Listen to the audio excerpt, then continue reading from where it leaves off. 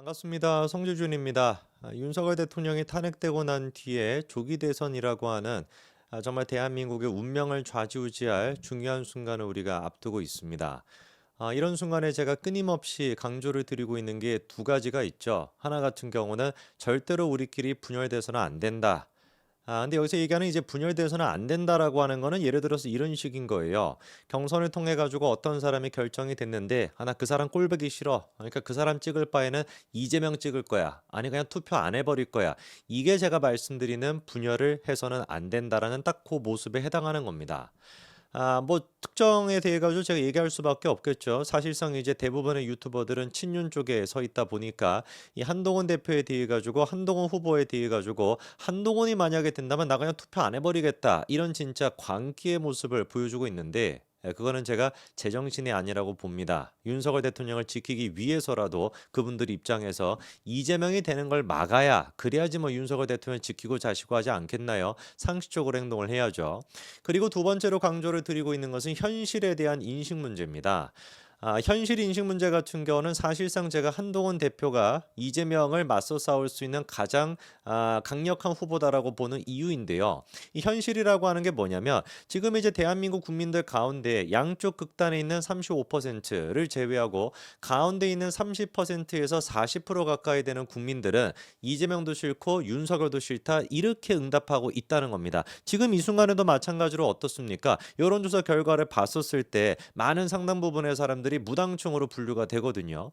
그럼 우리가 정말로 선거에서 이기겠다라고 한다면 해야 되는 거는 간단한 거 아닌가요? 무당층의 표를 가져와야죠. 제메이햄 찌째명 암만 지금 무슨 뭐 난리를 쳐도 그렇게 무슨 뭐 윤석열 대통령 탄핵까지 됐음에도 불구하고 지지율 40% 이상 안 나옵니다. 30%대에 갇혀 있거든요. 그럼 우리 입장에선 뭐 하면 되는 겁니까? 보수 찍어줄 수 있는 35%에다가 중도층, 무당층이라고 하는 사람의 10%만 우리가 확보를 하더라도 이재명 이길 수 있는 거 아닙니까? 그렇게 가야지 맞는 것이죠. 그렇기 때문에 지금 대선을 앞두고 윤어게인을 외치거나 내가 윤석열의 지금 무슨 뭐 아바타다, 내가 윤석열의 정신을 이어받겠다라고 하는 거는 뭡니까? 그냥 이재명한테 정권 주겠다 이 뜻밖에 안 됩니다. 이런 면에서 오늘 제가 한덕수 총리에 대한 얘기를 해보고자 하는 것인데요.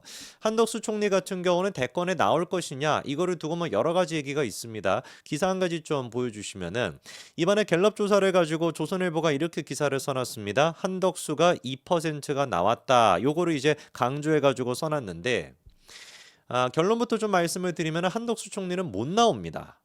못 나오세요. 몇 가지 이유가 있는데 첫 번째 일단 제가 아는 것만 하더라도 이 사모님이 굉장히 강하신 분이 어마어마하게 센 분입니다. 그리고 이 사모님께서 절대로 무슨 일이 있더라도 한덕수 총리는 이번에 뭐 나가면 안 된다. 이렇게 지금 신신당부를 넘어가지고 거의 뭐 반협박 상태로 지금 얘기하고 있다라고 하거든요. 한덕수 총리 같은 경우는 평생을 관료로 살아오신 분이에요. 그리고 이분이 뭐 평상시에도 많이 하는 얘기긴 합니다만 진짜 자기의 공직 생활의 끝은 이거다. 그러니까 이번에 내가 이제 그 대통령 권한대행으로서 하는 거 그게 이제 내 공직 생활의 끝이다. 나이가 지금 한 77 정도 되시지 않나요? 뭐 그 정도 되는 걸로 알고 있거든요. 내 공직 생활은 이걸로 끝이다. 그게 진짜 그분의 진심입니다. 한덕수 총리 같은 경우는 특히나 윤석열 정부에 있으면서 김건희 여사와 관련된 문제가 어떤 식으로 불거지는지 참 많이 보고 느끼셨을 겁니다. 근데 이게 정치라는 것을 하겠다라고 한다면 담력이 있어야 돼요. 그러니까 이 깡따구가 있어야 되는 거거든요. 그러니까 속된 표현으로 자기부터 시작해서 주변 사람들까지 탈탈 털리지 않습니까? 그거를 버텨낼 수 있는 깡따구가 있어야 되는 것인데 과연 한덕수 총리가 그런 식의 담력이 있을까? 애당초 제가 봤을 때는 그런 분이 아닙니다. 성격 자체도 그런 분이 아니고요. 평생을 그냥 관료로 살아오시다 분이니까 어떤 느낌인지 감이 잡히시지 않습니까? 절대로 그래서 제가 보기에는 한덕수 총리가 나오실 수도 없고 나올 리도 없습니다. 나오면은 진짜 이혼을 진짜 그 감내하고 나오셔야 될 것 같은데 과연 그 사모님의 한덕수 이제 총리의 그 사모님의 그 명을 거스르고 나오실 수 있을까? 제가 보기에는 불가능하다라고 보고요. 그리고 나오셔도 안 됩니다. 왜? 상식적으로 생각을 해봤을 때 지금 어떤 상태예요, 우리가? 윤석열 대통령이 계엄 선포하고 탄핵이 됐습니다. 그런 상태에서 윤석열 정부의 2인자, 누가 보든지 간에 윤석열 대통령이랑 한 세트로 보이는 사람이 이번 조기 대선에서 출마를 한다라는 것은 아까 제가 말씀을 드렸던 중간에 있던 30%, 나 이재명도 싫고 윤석열도 싫어 라고 얘기하는 사람 표를 포기하겠다라는 뜻밖에 안 됩니다. 그래서 저는 개인적으로 한덕수 총리 너무너무 좋아하는 분입니다만 한덕수 총리가 그냥 권한대행으로서 진짜 마지막 공직 생활을 하시는 게 그게 지혜로운 길이고, 그리고 제가 봤을 땐 분명히 그런 선택을 할 수밖에 없으실 겁니다. 뭐 와이프분의 문제를 막 떠나가지고 뭐 재산도 지금 보니까 85억 가까이나 어마어마하게 이제 그 처가 쪽에서 돈이 많은 걸로 유명한 그런 집안인데, 그 문제를 갖다가 다 막 이렇게 하고 막 할까? 제가 보기엔 그 부동산부터 시작해가지고 여러 가지 막 잡음이 나올 수밖에 없는 상황으로 제가 알고 있는데 쉽지 않을 거라고 저는 봅니다. 오늘 제가 영상을 통해서 진짜 하고 싶은 얘기는 뭐냐? 뭐 한덕수 총리를 지금 깔려고 하는 것이냐? 그게 아니라 친윤이라고 하는 이 사람들이 지금 제정신이 나갔다는 거예요. 완전히 그냥 제가 보기엔 집단 실성을 했다라고밖에 보이지 않습니다. 여기서 뭐 약이라도 주워 먹었는지 쥐약이라도 먹었는지는 모르겠지만 집단적으로 실성을 해버렸어요. 지금 그 여론조사 한 가지 좀 보여주시면은요. 차기 지 대통령 선호도를 봤었을 때 이재명이 37%고 김문수가 9%, 홍준표가 5%, 한동훈이 4%고 오세훈 시장 같은 경우는 2%가 나오고 있습니다. 비극이죠. 그러니까 오세훈 시장 같은 경우는 불과 한 몇 주 전만 하더라도 4명 안에 들어갔었는데, 오세훈 시장 같은 경우는 결국에 이 토지 허가제 문제부터 시작해가지고 탄핵 때 보여줬던 이도저도 아닌 모습 여러 가지가 겹쳐가지고 2%, 이준석과 똑같은 퍼센트가 나오는 그런 굴욕적인 지경이 됐고요. 그러면 이제 그 3명을 봤었을 때 김문수, 홍준표, 한동훈 3사람 가운데 여러분들이 느끼시기에는 지금 뭐라고 할까요? 친윤이다라고 할 수 있는 사람이 누군 것 같습니까? 김문수, 홍준표가 원래 친윤이라고 분류가 됐던 사람인데 이 사람들 대권 지금 선언하고 난 다음에 입장 180도 바꾼 거 다 알고 계시죠? 김문수 지금 뭐 후보 같은 경우도 윤석열의 탄핵은 잘못됐다. 아니 윤석열의 그 계엄은 잘못됐다. 내가 그 국무위원으로서 진짜 무슨 뭐 발버둥을 쳐서라도 막았어야 되는데 못 막았다. 계엄은 진짜로 잘못됐다라고 입장을 바꿨고, 홍준표 같은 경우는 아예 그냥 용사는 불통과 주술의 상징이다라는 얘기로 그냥 끝맺음을 했죠. 사실상 그러니까 김문수, 홍준표 전부 다 어떻게 지금 한 거예요? 비윤 쪽으로 돌아섰습니다.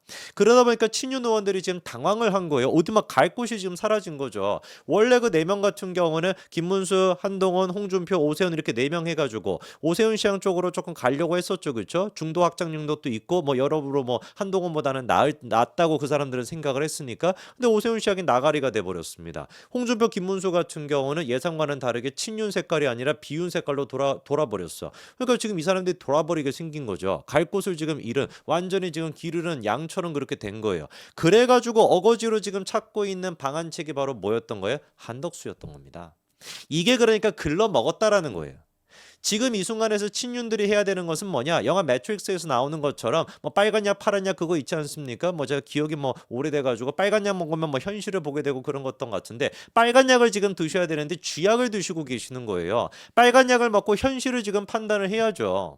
지금 이 순간에도 친윤이라고 하는 사람의 그 배지 하나 달기 위해 가지고 어떻게 해서든지 간에 친윤의 그거 세력을 규합할 수 있는 한덕수 같은 사람, 이거를 할 것이 아니라 현실을 봐야 되는 겁니다. 이미 윤석열 대통령 끝났습니다. 윤석열의 정신이라고 하는 건 끝이 났어요. 김문수, 홍준표조차도 지금 돌아선 상태 아닙니까? 이 사람들조차도 상식적으로 봤을 때 중도에 있는 사람들을 가져와야 이길 수 있다는 생각을 하니까 입장을 바꾼 거 아니겠습니까? 친윤들은 그런데 여전히 그거를 못 바꾸고 있는 거예요. 그러다 보니까 한덕수다 뭐다 이런 얘기하는 거 아닙니까? 다음 거 여론조사 보여주시겠습니까? 민주당의 지지율 같은 경우는 40%대가 유지가 되고 있지만 국민이 어떻습니까? 탄핵하고 난 뒤에 30%로 급락했습니다. 그리고 다음 것도 보여주시면 한국갤럽에서 지금 무당층이 몇 %로 분류가 되고 있습니까? 20%로 분류가 되고 있죠. 이런 상태인데도 친윤들은 정신 못 차리고 다음 기사 보여주시면 원내에서도 친윤계가 중심이 되어 한대행 출마 지지 의원 규합에 나섰다. 영남 지역 의원은 뭐라고 합니까? 국민의힘 의원 108명 가운데 30명 정도가 한대행을 지지한 뜻을 밝혔다. 이러고 있어요. 감이 없는 수준을 넘어서가지고 감이 썩었습니다. 썩은 감은 그냥 버리는 게 답이죠. 지금 이 순간에도 정신 못 차리고 어떻게 해야지 우리가 중도를 확장해가지고 이재명을 막을 수 있을까를 고민하는 것이 아니라 영남이라고 하는 그 지역기만, 아직까지 윤석열 대통령에 대한 그런 게 남아있는 이 지역구에서 그냥 배지 하나 더 달아보겠다는 생각으로 아무런 사실상 생각이 없는 한덕수 총리까지도 이런 식으로 어거지로 내려고 하는 친윤, 이 친윤들이 제가 보기에는 구태의 상징이자 썩은 감의 상징입니다. 친윤들을 도려내야 그나마 이재명에 맞서 싸울 수 있을 겁니다. 한덕수 총리는 아내와 관련된 그 문제 때문에 그 리스크 때문에라도 출마하지 않으실 겁니다. 제발 정신 좀 차리십시오. 친윤들은 제발 좀 이제 배지 내려놓고 집으로 돌아가십시오. 그게 나라를 위한 길입니다. 여기까지 말씀드리겠습니다. 감사합니다.